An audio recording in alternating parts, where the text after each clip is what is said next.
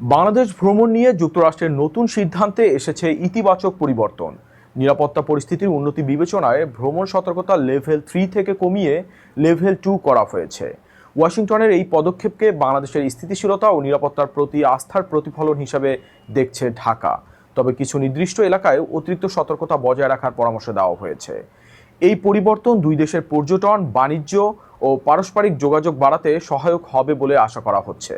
বিস্তারিত রিপোর্টে।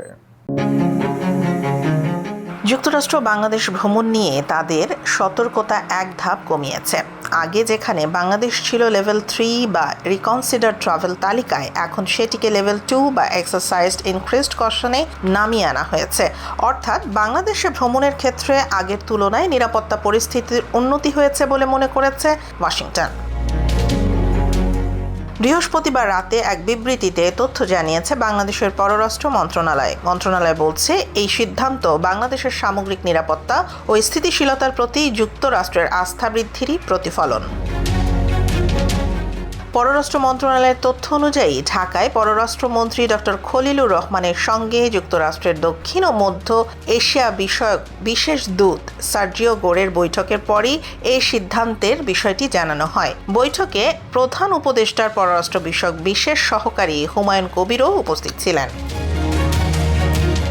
সার্জিও গোর এক বার্তায় জানান, মাঠ পর্যায়ের পরিস্থিতি পর্যালোচনা করে মার্কিন পররাষ্ট্র দপ্তর মনে করেছে বাংলাদেশ এখন আগের তুলনায় ভ্রমণের জন্য নিরাপদ।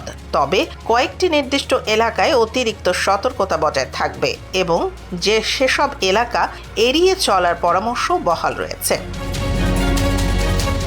পররাষ্ট্র মন্ত্রণালয় আরও জানিয়েছে, গত কয়েক মাসে দেশের আইনশৃঙ্খলা পরিস্থিতির উন্নতি এবং নিরাপত্তা জোরদারের উদ্যোগের স্বীকৃতি হিসেবেই এই সিদ্ধান্ত এসেছে।